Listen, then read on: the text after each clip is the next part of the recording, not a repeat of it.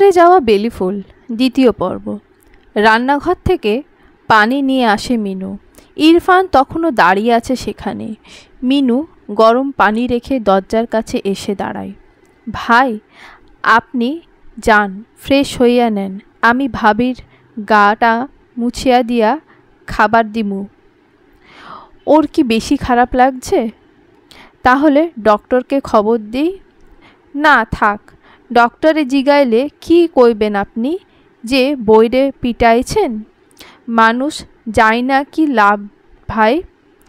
আমি ভাবিরে মালিশ করিয়া দেব, আপনি যান এখান থেকে।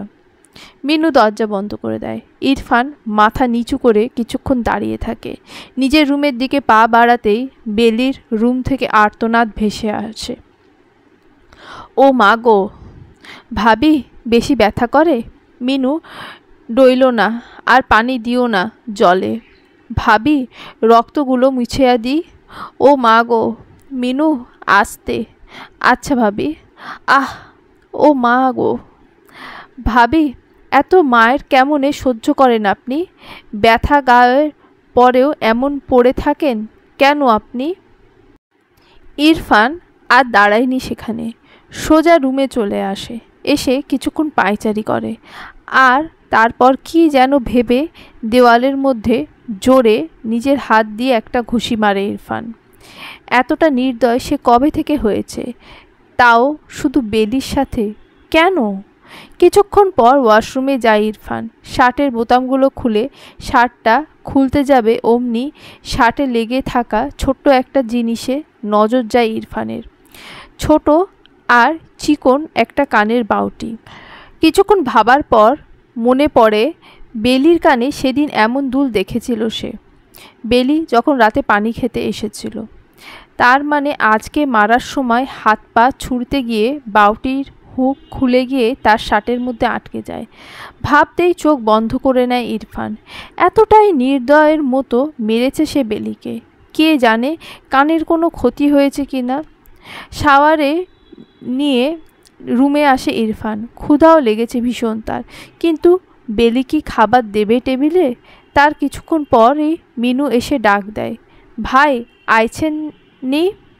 হ্যাঁ মিনু আয়। ভাই খাবার দিয়েছি, আসেন। যা আসছি। মোবাইলটা চার্জে দিয়ে ইরফান খেতে যায়।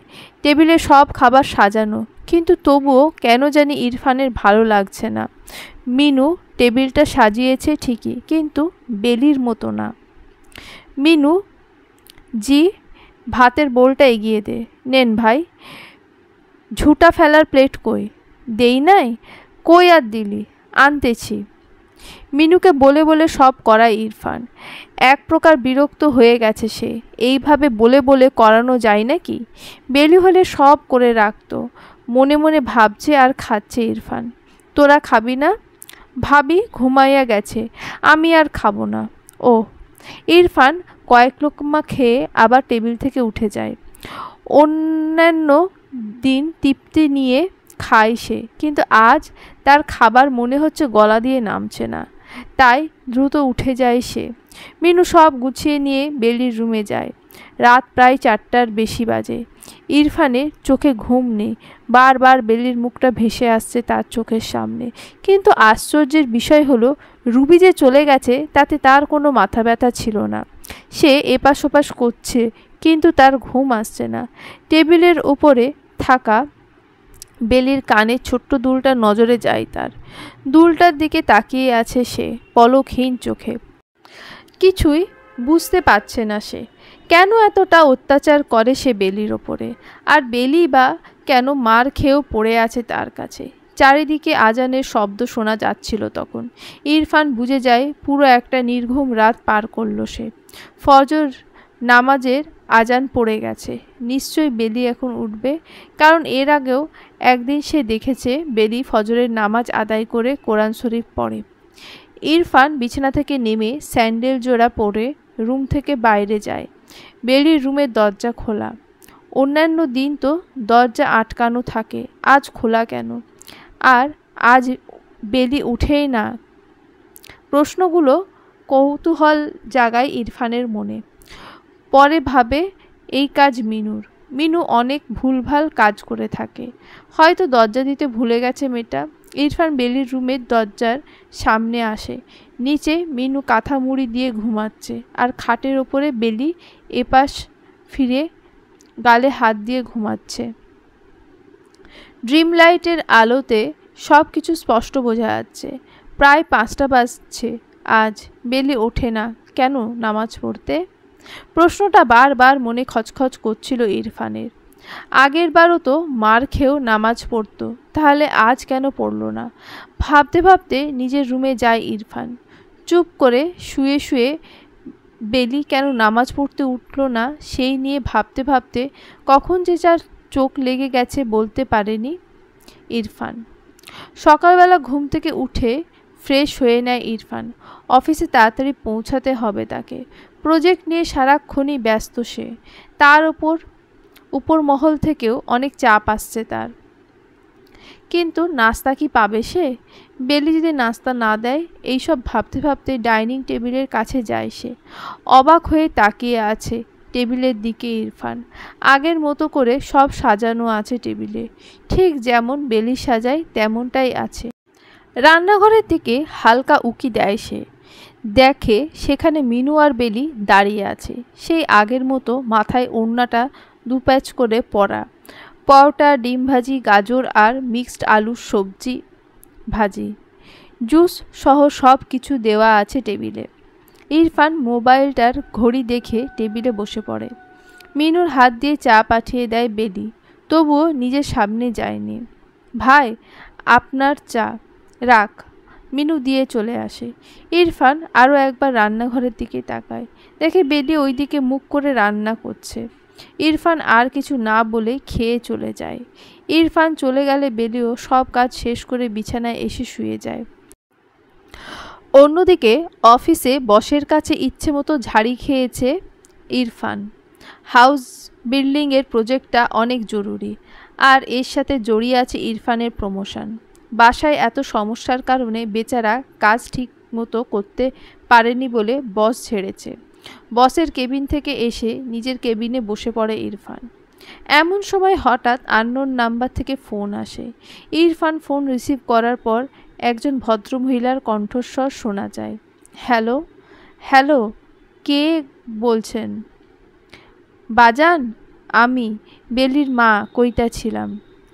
এই সময় বেলির মাকে একদমই আশা করেনি সে, কিন্তু এই সময় হঠাৎ বেলির মায়ের ফোন। তবুও কথা বলে ইরফান। জি বলুন, কেমন আছো বাজান? জি ভালো, আপনি? ভালো আছি। বাজান, বেলি ফুল কই? একটু কথা কইতাম। আমি তো অফিসে, ও বাসায়। আসলে কালকা দুপুরে মাইডা একটা নাম্বার থেকে ফোন দিয়াছিল। জিগাইলাম কার মোবাইল, কইল দোকানের মোবাইল। বাজান, ওরে একটা মোবাইল দিতা, আমার লইগে একটু কথা কইতো, মনটা আনচান করে। মাইডার কতদিন হয়েছে দেখি নাই। বেলির মায়ের এমন কথায় হতভম্ব হয়ে যায় ইরফান। তার মানে কাল দুপুরে বেলি তার মায়ের সাথে কথা বলেছিল, আর আমি রুবির কথায় এমনভাবে বেলিকে। মনে মনে ভাবল ইরফান। হ্যালো বাজান, জি বলুন।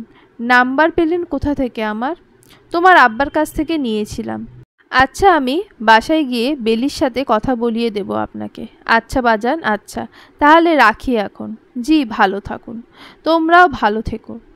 এই বলে ইরফান লাইনটা কেটে দেয়। অফিসের কাজে মন দেয়। অন্যদিকে এক ঘরে বেলি কোকিয়ে মরছে।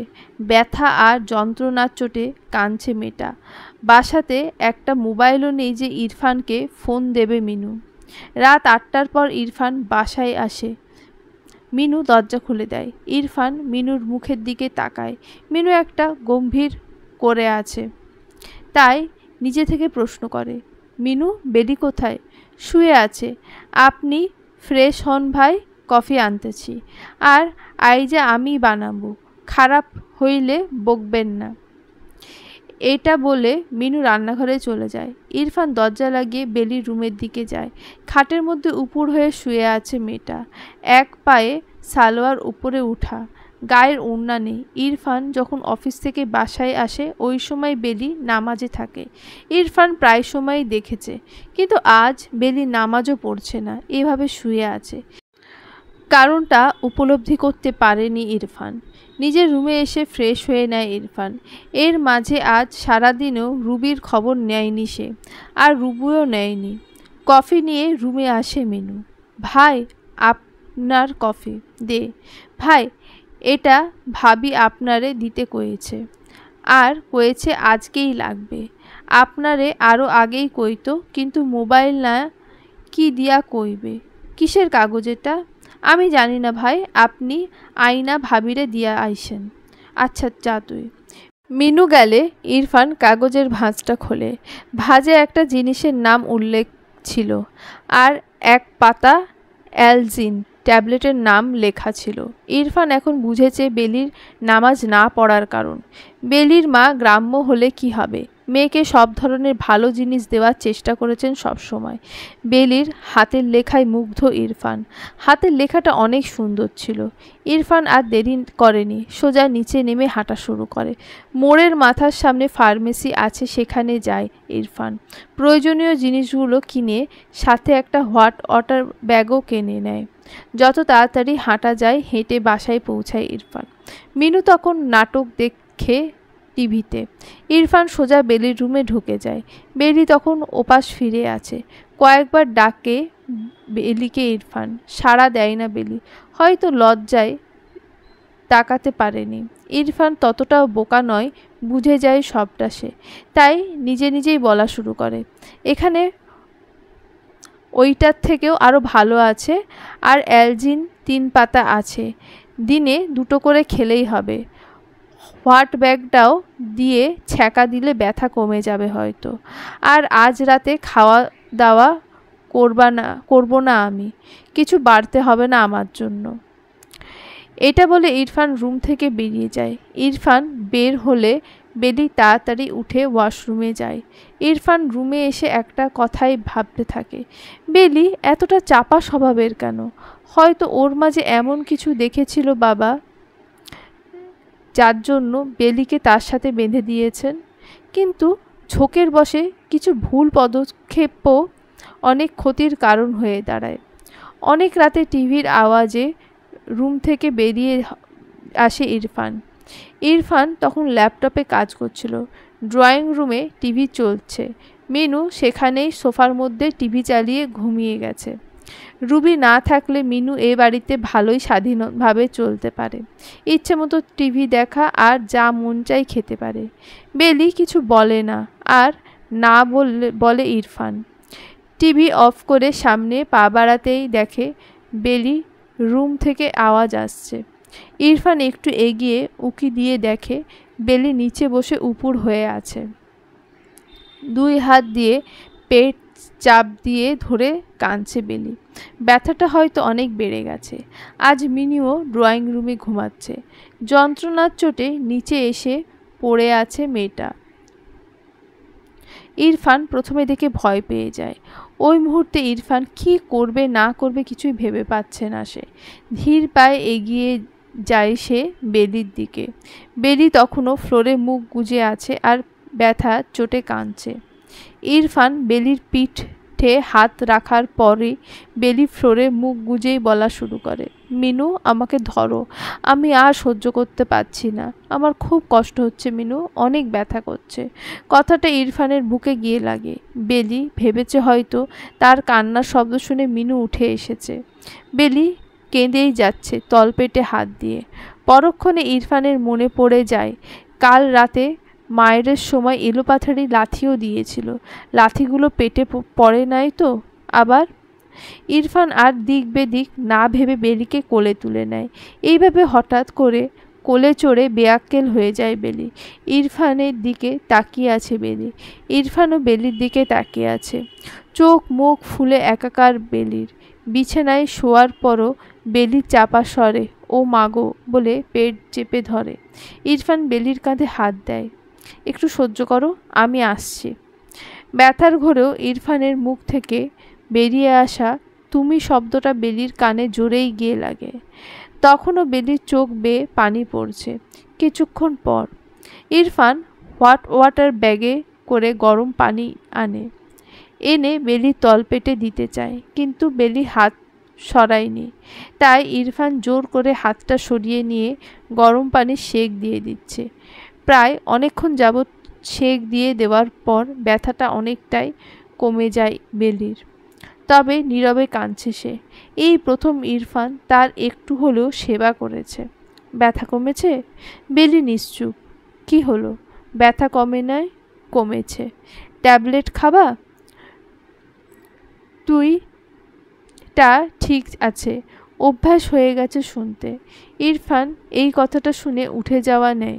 তখনই বেলি কিছু বলে। শোনেন, আমি যদি মরে যাই আপনি কি খুব ভালো থাকবেন? ইরফান চুপ। বলেন না, আমি যদি মরে যাই আপনি ভালো থাকবেন তো? বিশ্বাস করেন, এত মার আর নিতে পারি না, পারি না নিতে। তার থেকে বরং মেরেই ফেলেন। আমি মরে গেলে আমার লাশটা আমার মায়ের কাছে পাঠিয়ে দিয়েন। বিশ্বাস করেন, আমার পুরো শরীরটা ব্যথা হয়ে গেছে, আর পারি না ব্যথা সহ্য করতে। ফুপিয়ে ফুপিয়ে কেঁদে কেঁদে কথাগুলো এক নাগাড়ে বলে যায় বেলি। আর ইরফান চোখ থেকে কেন জানি হঠাৎ করে দুদণ্ড পানি বেয়ে পড়ে যায়। ইরফান আর এক মুহূর্ত দাঁড়ায়নি সেখানে, সোজা বেরিয়ে নিজের রুমে চলে যায়। আর বেলি তখনও কাঁদতে কাঁদতে ঘুমিয়ে যায়। আজ 2 দিন হলো রুবি খবর নেই। ইরফানও রেগে ফোন করেনি তাকে। মাঝে জাফর সাহেব রুবির বাবা ফোন করে বাসায় যেতে বলেছেন ইরফানকে, কিন্তু ইরফানই যায়নি। রুবি বলা মিথ্যে কথাগুলো মেনে নিতে পারেনি ইরফান। সে এমনিতেও মিথ্যা পছন্দ করে না। তার ওপর না বলে টাকা খরচ করে আরেকজনের ওপর চাপিয়ে দিয়েছে। এর জন্য আরও বেশি রাগ ইরফানের। তাই ইচ্ছে করেই যায়নি সে। অফিস থেকে এক গাদা কাজ নিয়ে বাসায় ফিরেছে ইরফান। বেলির শরীরটা 2 দিন পর ভালোই আছে এখন, তাই দৌড়ে দৌড়ে সব কাজ করতে পারে সে। আর বেলিকে দেখে ইদানিং বড্ড বেশি মায়া হয় ইরফানের। মনের মাঝে লুকিয়ে থাকা ভালো লাগাটা বের হয়ে আসতে বেশি সময় নেয় না। ইরফান নিজের রুমে ফ্রেশ হয়ে নেয়। বেলি সেই সময় কফি হাতে রুমে যায়। ইরফান তখন খালি গায়ে শরীরের পানি মুছছে। ইরফানকে এই অবস্থায় দেখে অনেকটাই অস্বস্তি বোধ করে বেলি। বেলির অস্বস্তি বোধ করা দেখে ইরফান টি শার্টটা পরে নেয়। আপনার কফি রেখে দে। বেলি চলে যেতে নিলে ইরফান ডাক দেয় তাকে। বেলি শোন। জি। তোর একটা জিনিস আমার কাছে আছে। জিনিস? কি জিনিস? এরপর ড্রয়ার থেকে কানের দুলটা নিয়ে আসে ইরফান। হাত পাত। কি জিনিস আছে? হাত পাত আগে। বেলি হাত পাতলে ইরফান বেলির এক কানের দুলটা বেলির হাতে দেয়। এই জিনিসটা। হাই আল্লাহ, এটা আপনার কাছে ছিল? হ্যাঁ, আমি কত খুঁজেছি এইটা। আমার বাবার স্মৃতি এটা। অনেক কষ্টে টাকা জমিয়ে বানিয়ে দিয়েছিল। ও আচ্ছা, কি খাবেন রাতে? দুপুরে রান্না করিস নাই? ভাত রান্না করেছিলাম, আর কালকের রান্না করা তরকারি ছিল, তাই খেয়ে নিয়েছি আমি আর মিনু। ফ্রিজে তো মোটামুটি সবই রাখা আছে। বেলি, তাহলে কালকের রান্না করা জিনিস কেন খাস তুই? ফেলে দেওয়ার থেকে খেয়ে নেওয়াটা ভালো। আপনি কি খাবেন বলেন, আমি রান্না বসাবো। মাছ ভুনা করিস। আচ্ছা। বেলি রুবির থেকে অনেকটাই আলাদা। অপচয় করতে একদমই চায় না। ল্যাপটপ নিয়ে বসে যায় ইরফান। এক মনে কাজ করতেই আছে। ল্যাপটপ থেকে কাজ শেষ করে আড়মোড়া দেয় ইরফান। ঘড়ির দিকে চোখ পড়তেই দেখে রাত 11:55। তার মানে 12টা বাজতে আর মাত্র 5 মিনিট। বেলি কি এখনও রান্নাঘরে নাকি? একবার এসে ডেকেও গেল না? কান থেকে হেডফোন খুলে ডাইনিং টেবিলে যায় ইরফান। বেলি সেখানে সোফায় বসে কাত হয়ে আছে। ইরফান গিয়ে আস্তে করে নাড়া দেয় বেলিকে। ইরফানের ছোঁয়া পেয়ে বেলি উঠে যায়। কিরে, রাত 12টা বেজে গেছে, আমাকে ডাকলিও না, আর এখানে বসে ঘুমিয়ে গেছিস? কয়েকবার গেছিলাম রুমে, ডেকেছিলাম, আপনি কানের মধ্যে হেডফোন লাগিয়ে কাজ করছিলেন। ভাবলাম কাজ শেষ হলে আবার ডাক দেব, আর আমিই ঘুমিয়ে গেছি। হায় রে! চল আসেন। মিনু কোথায়? সে খেয়ে দিয়ে ঘুম। ও। বেলি ইরফানের ভাত বেড়ে দেয়, প্রয়োজনীয় সব কাছে এনে দেয়। ইরফান খাওয়ার দিকে তাকিয়ে আবার বেলির দিকে তাকায়। তুই খেয়েছিস? হুম। সত্যি খেয়েছিস? হুম। ইদানিং মিথ্যা বলিস তুই। রুবিকে চড় মেরেছিলাম, কিন্তু মিথ্যা বলার কারণে।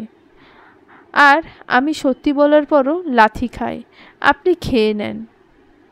বলে বেলি রান্নাঘরের দিকে যাচ্ছিল, অমনি ইরফান বেলির হাতটা ধরে নেয়। কিছু বলবেন? তোর সাথে একদিনও বসে ভাত খাওয়া হয় না, রুবির সাথে সময় মেলে না। আমি বরাবর খাবার একাই খাই। আজ না হয় তুই আমার খাওয়ার সাথী হও। মানে? আমার সাথে বসে খেতে হবে আজকে তোকে। কথাটা শুনে কলিজা একটা মোচড় দিয়ে ওঠে বেলির।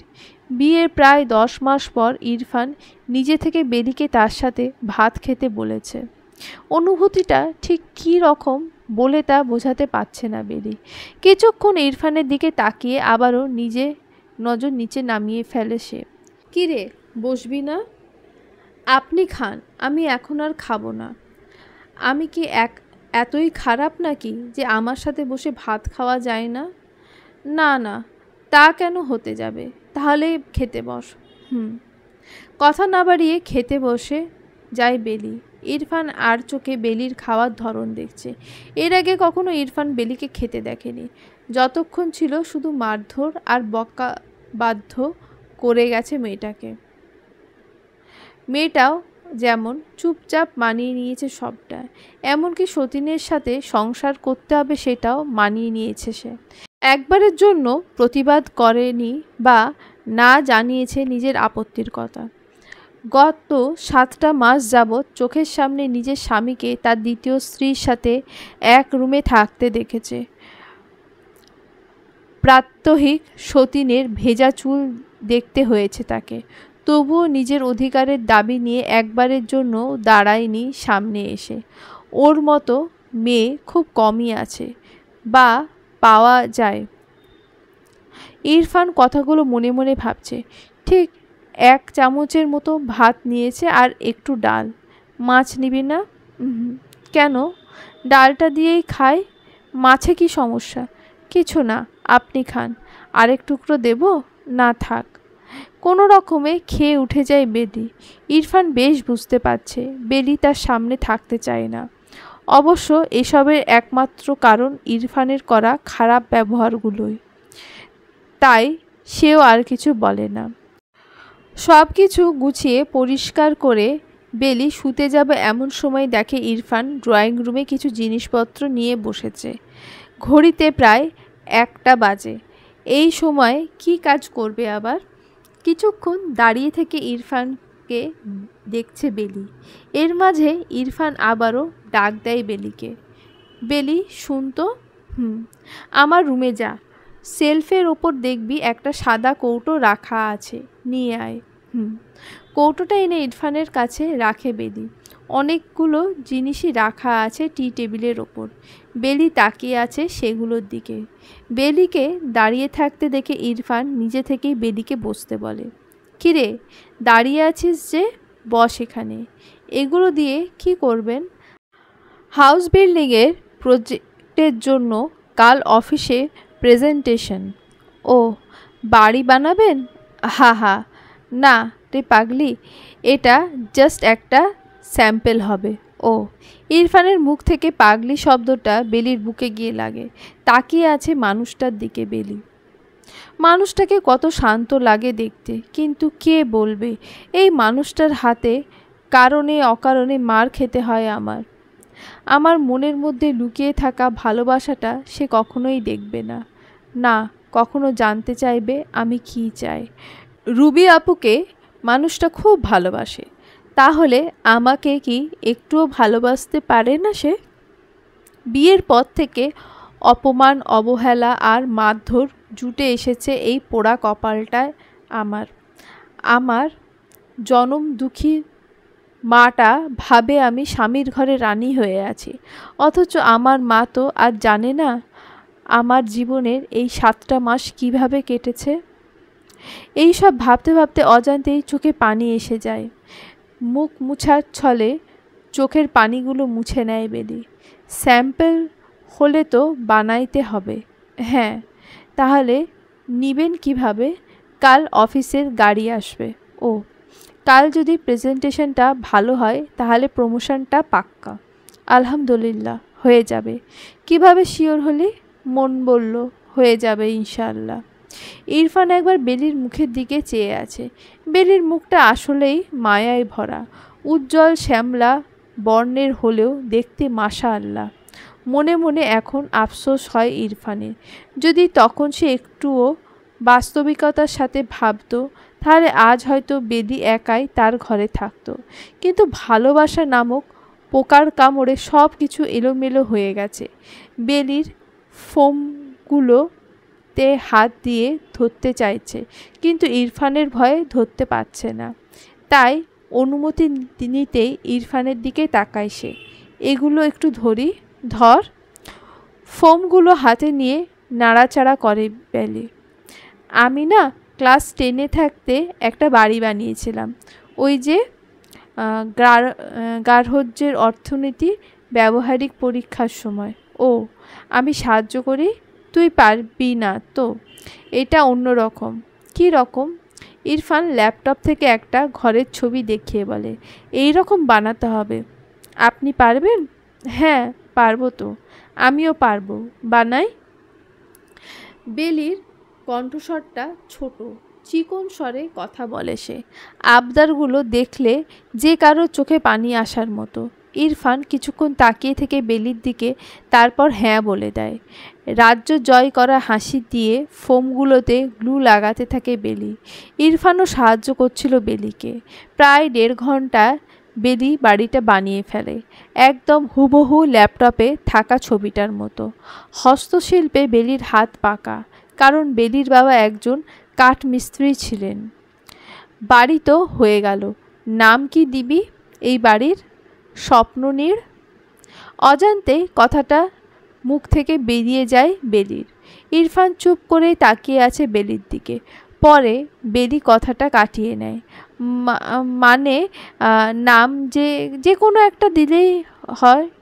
স্বপ্ননীর নামটাই থাকবে। ঘুমিয়ে যায়েন, আসছি। এই বলে বেলি উঠে যেতে নেয়। বেলি শোন। জি। কাল যদি প্রজেক্টটা হয়ে যায় তাহলে কি চাই তোর? কিছু না। বল কি চাই তোর? যদি চাই দেবেন? হ্যাঁ। ইরফান জানে বেলি বেশি দামি কিছু চাইবে না, তাই নির্দ্বিধায় বলে ফেলেছে হ্যাঁ। বেলিও তার ইচ্ছে মতো তার চাওয়াগুলো ব্যক্ত করে। আপনি যখন আমাকে মারবেন আমি কাঁদব না, একদম কাঁদব না। শুধু ছাড়তে বলবেন না, সহ্য করতে পারবো না। আসছি, ঘুমিয়ে যান। এই কথাটা বলে সেখান থেকে চলে যায় বেলি। ইরফান একদম স্তব্ধ হয়ে তাকিয়ে থাকে বেলির চলে যাওয়ার দিকে। সকালবেলা বেলি উঠে সব নাস্তা বানিয়ে টেবিলে সাজিয়ে রেখে দিয়েছে। আজ ইরফানের জন্য একটা বিশেষ দিন। প্রেজেন্টেশনটা সবার পছন্দ হলে এই প্রজেক্ট অনুযায়ী তাদের কাজ হবে। এর সাথে ইরফানেরও প্রমোশনটা হয়ে যাবে। সব কিছু মাথায় রেখে আজ বেলি আয়োজন। ইরফান লাচ্ছা সেমাইটা খুব পছন্দ করে, তাও ডুবো দুধে। আর বেলি সেমাইটা দারুণ বানায়, তাই আজ সেমাই বানিয়েছে। আজ মনে হচ্ছে ইরফানের থেকে বেলির উদ্বিগ্নতা বেশি। রুমে ইরফান রেডি হচ্ছে। ফর্মাল পরে পাক্কা সাহেব লাগছে তাকে। সাদা শার্টের সাথে ব্লু ব্লেজার, সব মিলিয়ে অসাধারণ লাগছিল ইরফানকে। সব গুছিয়ে নিয়ে নিজেকে পরিপাটি করে রুম থেকে বের হয় ইরফান। নাস্তা করতে টেবিলে এসে দেখে এলাহি কারবার। ইরফান যা যা ভালোবাসে সব বানিয়েছে বেলি। ইরফান এসব দেখছে আর ভাবছে, এক রুবি যে কিনা একটা থাপ্পড় দেওয়াতে বাপের বাড়ি গিয়ে বসে আছে, খোঁজ খবর তো নেয়ই না, আসারও নাম নেই। আর এক এই মেয়েটা, শত অবহেলা শত মার খেয়েও আমার কথা ভেবে যায় নির্দ্বিধায়। আমার কি প্রয়োজন কিসে আমি ভালো থাকি সবটাই তার জানা। আর এই মেয়েটাকে গ্রাম্য, অশিক্ষিত, গরিব মানুষ ভেবে কত অপমান, কত মারধর করেছি আমি। কতটা নির্বোধ হলে এসব করতে পারলাম। এমনকি জিদ করে আরেকটা বিয়েও করে ফেললাম। ওর বয়সটাই বা কতটুকু ছিল, যার এখন প্রতিটা মুহূর্ত হাসার কথা, তার মুখ থেকে হাসি নামক জিনিসটা কেড়ে নিয়ে নিলাম আমি। আর সে নীরবে চুপ করে থাকে। সত্যি, হাজারো মেয়ে রুবি হতে পারে, কিন্তু একজন মেয়ে বেদি হতে হাজারবার জন্ম নিতে হয়তো হবে। ইরফানের ভাবনায় ছেদ পড়ে মিনুর ডাকে। ও ভাই, ভাই। ইরফান চুপ। ভাই, ও ভাই। হুম হুম। দাঁড়িয়ে আছেন যে ভাই, বসেন, নাস্তা কইরিয়া লন। এত নাস্তা বেলি বানিয়েছে? হ ভাই, এত কিছু কিভাবে খাবো? সব কিছু থেকে একটু একটু করিয়া খান, আর সেমইটাও খেয়েন। ডুবা দুধে বানাইছে ভাবি, সেই সকাল থেকে সব বানিয়েছে ভাবি। বেলি কোথায়? ভাবি আইতেছে, আপনি খেয়ে নেন। ইরফান ভাবছিল বেলি অন্তত এখন তার সামনে থাকবে, কিন্তু বেলি রুমে বসে আছে। বিষয়টা ইরফানের কাছে খটকা লাগছিল, কিন্তু হাতে সময়ও নেই তার। তাই নাস্তা খেতে বসে যায় সে। প্রত্যেকটা আইটেম থেকে একটু একটু করে খেয়ে নেয় সে। তবু তৃপ্তি পাচ্ছে না সে। হয়তো তৃপ্তিটা বেলির আগমনেই ঘুচে যেত। আজ বেলিকে একটু টাইটা ঠিক করে দিতে বলবে সে। সেময়টা খেয়ে, পানি খেয়ে ঘড়িতে টাইম দেখে নেয় ইরফান। গাড়িতে বসতে এখনও 10 মিনিট বাকি। ইরফান উঠে বেলির রুমে যায়। দরজার কাছে দাঁড়িয়ে দেখে বেলি বিছানায় ওপাশ ফিরে বসে কী যেন করছে। বেলি। ইরফানের মুখ থেকে নিজের নামটা শুনে চমকে যায় সে, কেঁপে ওঠে সে। বেলি এমনিতেও একটু ভীতু। আচমকা কেউ এসে ভাও করলেও সে লাফিয়ে ওঠে। গরিব ঘরের আদরের রাজকুমারী ছিল সে, আর আজ সে স্বামীর ঘরে কাজের মেয়ে হয়ে গেছে। তাড়াতাড়ি বিছানা ছেড়ে পেছন ফিরে দাঁড়ায় বেলি। ইরফান বেলির মুখের দিকে তাকিয়ে আছে। ওড়না দিয়ে সুন্দর করে দুপ্যাচ দিয়ে ঘোমটা দেওয়া তার মাথায়। এইভাবে বেলিকে খুব সুন্দর লাগে, আবার ওড়নাটা ছাড়াও ভালো লাগে দেখতে।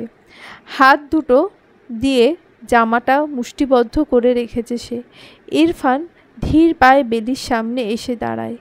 কিছু বলবেন? নাস্তার টেবিলে গেলি না যে? মিনু তো ছিল। আসলে আমি একটু কাজ করছিলাম। টাইটা ঠিক করে বেঁধে দে। ইরফানের এমন কথায় হতভম্ব হয়ে যায় বেলি। হঠাৎ টাই বাঁধার কথা বলল, তাও আবার আজকেই? কিন্তু আজকেই কি?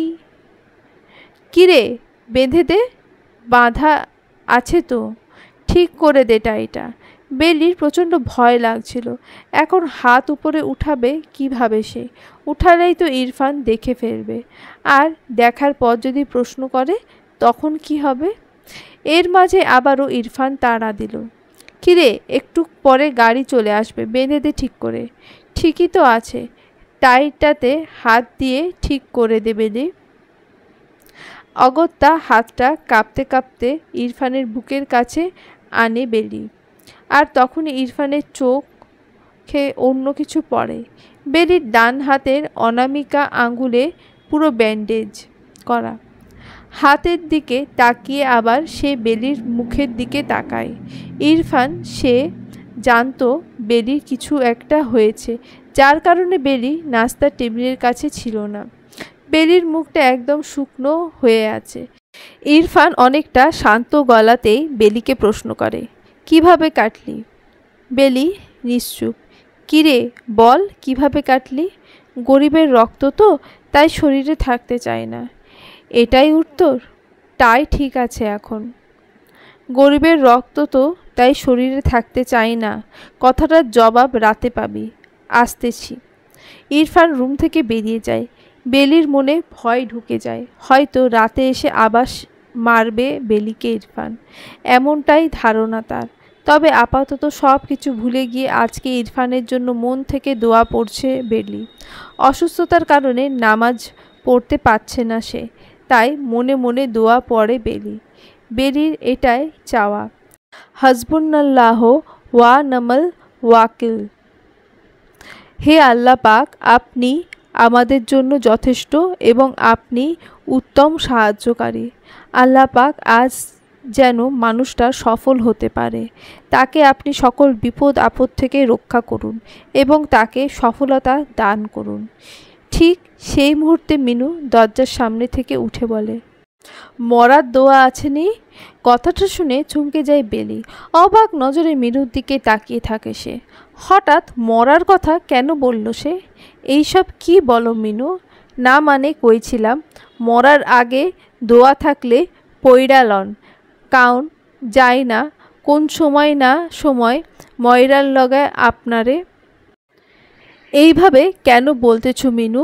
উনি আমার গায়ে হাত তুলে তা ঠিক, তবে আমাকে একবারে মেরে ফেলবেন না তিনি। হয়েছে তো। আরে ভাবি, এইসব আপনারে মতো আলা ভোলারাই কয় গো ভাবি।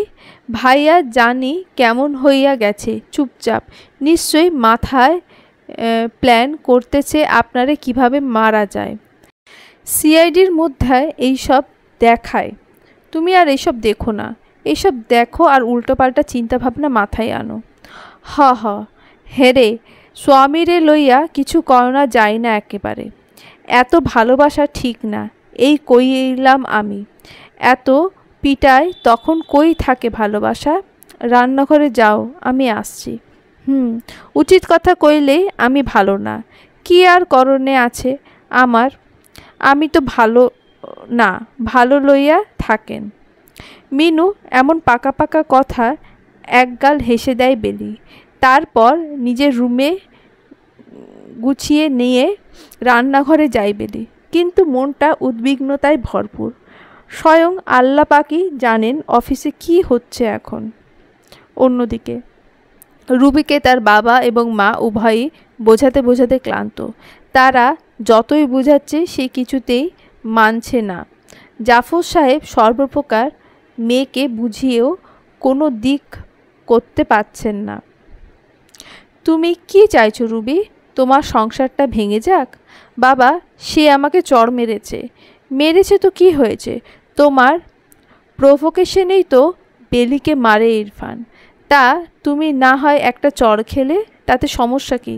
বাবা, স্বামীর ঘর ছেড়ে বাবার বাসায় বসে আছো তো বেলি কি সুযোগ পাবে না এই সুযোগে ইরফানকে হাত করার? কখনোই না। ইরফান তো বেলিকে ঘেন্না ছাড়া আর কিছুই করে না। তখনই রুবির মা বলে ওঠে, বারবার মানা করেছিলাম বিবাহিত ছেলের সাথে প্রেম করিস না, শুনিসনি আমার কথা। এখন সতীন নিয়ে সংসার কর। ও মা, থামবা? আমি বললেই থামবা? আর এক মেয়ের ঘর নষ্ট করেছিস। আল্লাহ তোর সাথে কি করে দেখ এখন। বাবা, দেখলা মা কীভাবে বলল? ভুল তো কিছু বলেনি তোর মা। কাল সকালে চলে যাবা ইরফানের কাছে। আমি যাব না যতক্ষণ না ও আমার পা ধরে ক্ষমা চায়, ততক্ষণ অবধি আমি কোথাও যাব না। তাহলে বাপের বাড়িতে বসে থাকো সারা জীবন। মায়ের এমন কথায় রুবি জেদ দেখিয়ে নিজের রুমে গিয়ে দরজা লক করে দেয়। এই মেয়ে যে কি হবে আল্লাহ পাকই ভালো জানেন। মেয়ের শিক্ষায় ঘাটতি আছে, তাই মেয়ে এমন হয়েছে। আমাকে কথা শোনাচ্ছ নাকি তুমি? তুমি মেয়ের মা। তুমি বর্তমান থাকাকালীন সে কিভাবে বিবাহিত ছেলের পাল্লায় পড়ে? বিবাহিত ছেলে কি ধোয়া তুলসী পাতা যে মেয়ে ইশারা করলো আর ছেলেও গলে গেল? অবশ্যই গলে যাবে। একটা মেয়ে ইশারা করবে আর ছেলে কি বসে থাকবে? তোমার মেয়ে জানতো না ওই ছেলের বউ আছে? তোমাকে যখন বলেছিল তখন নিজে চুপ ছিলা কেন? এখন আমার দোষ দাও কেন? দোষ ছেলেরও, দোষ মেয়েরও। মাঝে থেকে ওই গরিব এতিম মেয়েটা কষ্ট পাচ্ছে। দেখবা অভিশাপ লাগবে আমাদের, ওই মেয়ের অভিশাপ। ওই মেয়েও কম যায় না, চলে গেলেই তো পারে। তুমি মা হয়ে কিভাবে বলো এইসব কথা? তা তোমার মেয়েও তো চলে আসতে পারে। নিজের কাছে রেখে মেয়েকে বানিয়েছো আল্ট্রা মডার্ন। 2 হাতে টাকা উড়োনো, বন্ধু বান্ধব নিয়ে আমোদ ফুর্তি করা এইসব শিখিয়েছ, এখন মেয়েও এইসব ছাড়তে পারে না। দেখো রুবির বাবা, আমি কখনো বলে দিইনি যে বিবাহিত ছেলের সাথে প্রেম করতে আর তাকে বিয়ে করতে, অতএব আমাকে বলবা না এসব। আমি কিটি পার্টিতে যাব আজকে। ও ওই তো, এই সব পার্টি ফুর্তি করেই জীবন পার করলা, আর মেয়েকেও বানিয়েছ তেমন। রুবির বাবা মায়ের মাঝে রুবিকে নিয়ে তর্ক লেগেই যায়, আর তার এক পর্যায়ে রুবির মা চলে যায় রুমে, আর রুবির বাবা বাসা থেকে বের হয়ে যায়। রাত প্রায় 9টা বেজেছে ঘড়িতে, কিন্তু আজ ইরফান এখনও আসে নাই। অন্যদিন রাত 8টার পরেই চলে আসে, তাহলে আজ এত দেরি কেন? বেলি চিন্তা বেড়েই যাচ্ছে। এই যাবৎ 15 বার বারান্দায় গেছে বেলি, দেখার জন্য ইরফান এসেছে কিনা।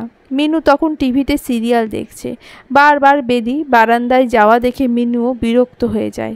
ভাবি, কি হয়েছে আপনার, এমন করছেন কেন? এই মিনু, দেখো 9টা 5 বেজে গেছে, আজকে এখনও আসেনি যে মানুষটা। হায় রে আল্লাহ, এই বেড়ির শরম লজ্জা কিছুই নাই। বেলাজা মাতারি, এদিকে আইসেন আর বৈশা বৈশা নাটক দেখেন আইসেন। কি বলো এসব তুমি মিনু? ভাবি, ভাইয়ের দেখুন গিয়া সেই শয়তানির বাসায় গেছে গা। এখন শয়তানি দেয়া মা শয়তানি মিলা ভাইয়ের পাম দিবে, আর ভাইও পাম নিবে। এই দেখেন, আমার কথা মিলবে। কি যে বলো না তুমি আজকাল মিনু। আর শোনো, মানুষ হচ্ছে আশরাফুল মাখলুকাত, তাদের শয়তান বলতে হয় না। ভাবি শুনেন, যে আশরাফুল মাখলুক যদি শয়তানের মতো কাম করে তারে শয়তান কয়, আর কত কিছু কন যায়। এখন নাটক চলতেছে কইতা কয়েন না। মিনু নাটক দেখায় মন দিয়েছে, আর অন্যদিকে বেলির মনে ভয় আরও গাঢ় হচ্ছে। এর মাঝেই হঠাৎ করে ডোরবেল বেজে ওঠে। বেলি যায় দৌড়ে, তাড়াতাড়ি দরজা খুলে দেয় সে। ইরফান দাঁড়িয়ে আছে দরজার বাইরে। ইরফানকে দেখে স্বস্তির নিঃশ্বাস ফেলে বেলি, তবে মানুষটাকে বড্ড বেশিই ক্লান্ত দেখাচ্ছে। আসছেন আপনি? এত দেরি হলো যে? আগে 1 মগ কফি বানা, আমি শাওয়ার নিয়ে আসছি। মাথা প্রচুর পরিমাণে ধরে আছে। আচ্ছা। বেলি এক দৌড়ে গিয়ে কফি বানাইতে থাকে। মিনুও দেখছে সব, হালকা মলিন হাসি দিয়ে সেও মনে মনে বলল, আল্লাহ পাক তারে যে কি এত সরল সোজা কেন বানাইছে। জামাই যা কয় তাই শোনে। জামাই তো ভালো না, কোনো দিন জানেই মেরে না ফেলে। বেচারি এইটা বুঝতে পারে না। জামাই যা কয় তাই হ হ করে। সহজ সরল মাইয়া মানুষ। মিনুর মনে ভয়, তার বেলি ভাবিকে কোনো দিন না জানি ইরফান মেরেই ফেলে, কিন্তু বেলি তো তা বোঝে না। এটাই মিনুর খারাপ লাগে। বেলি কফি নিয়ে ইরফানের রুমে যায়। ইরফান তখন গোসল করে বের হয়। ইরফান তখন মাথার পানিগুলো মুছছে। তখনই বেলি রুমে যায়। আপনার কফি। থ্যাঙ্কস রে, এত ধকলের পর এই কফিটা সত্যিই প্রয়োজন ছিল, খেয়ে নেন। বেলি, জি। স্বপ্ননীর প্রজেক্টটা সাইন হয়ে গেছে। বুঝলাম না ঠিক। বুঝলি না?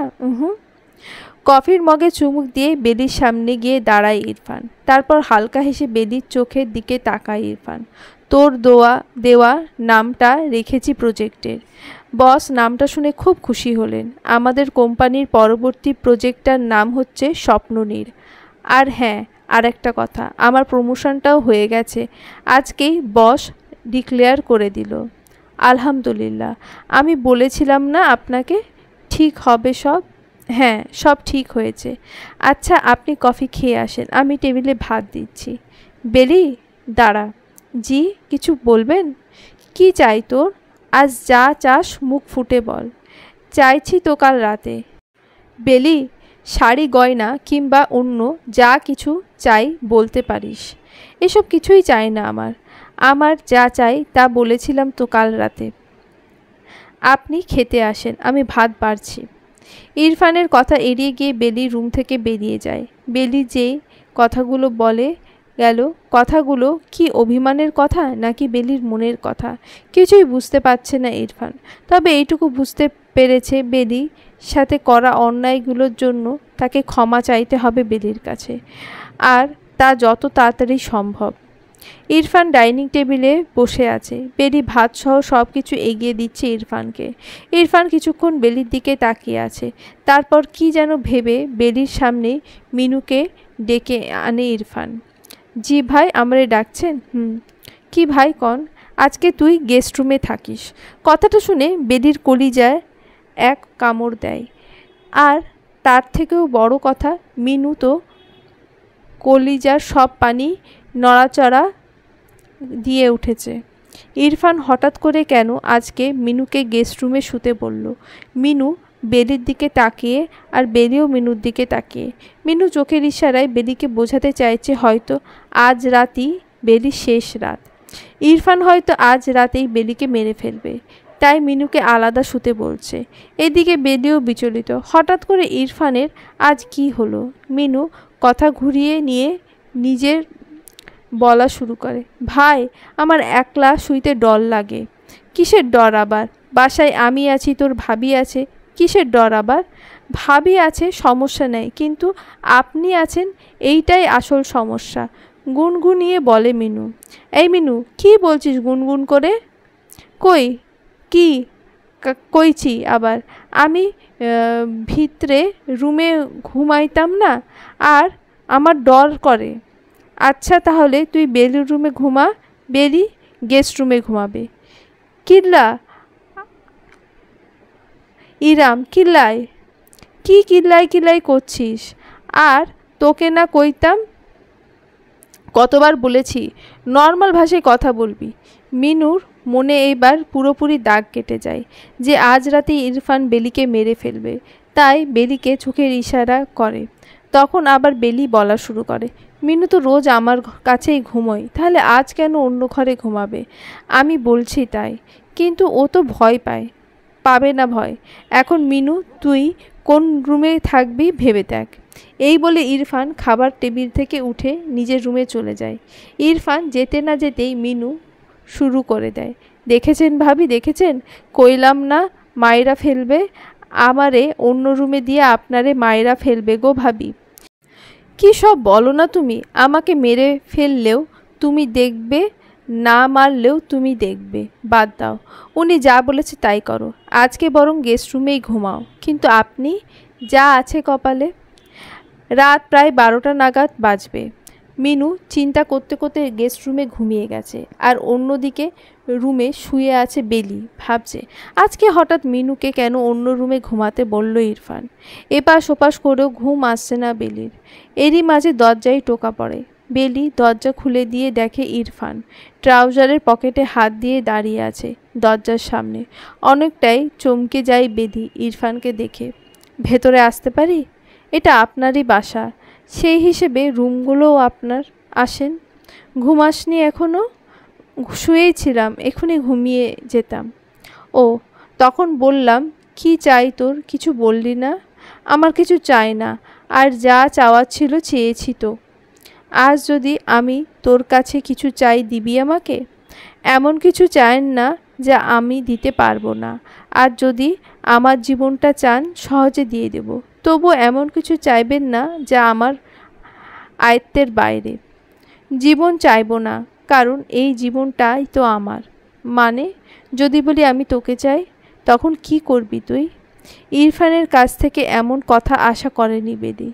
এই কথাটা পুরোটাই তার আশেপাশের জগতের থেকে অনেক দূরে ছিল, যা বেলির ধারণাতে ছিল না। এই মুহূর্তটা প্রত্যেকটা নারী আশা করে তার স্বামীর কাছে। সেই মুহূর্তটা যে এটাই হবে জানা ছিল না বেলির, আর মুহূর্তটা যে আজকের রাতটাই হবে তাও জানা ছিল না বেলির। চলবে।